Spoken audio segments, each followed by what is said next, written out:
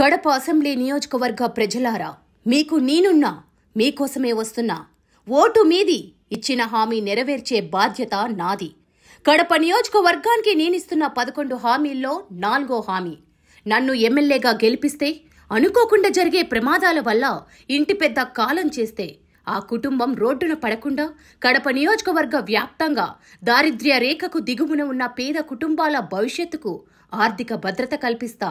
ఇందుకు నా సొంత డబ్బుతో కడప నియోజకవర్గంలోని ప్రతి పేద కుటుంబానికి 5 లక్షల జీవిత బీమా చేయించి వారి కుటుంబాలకు ఆర్థికంగా తోడుంటా.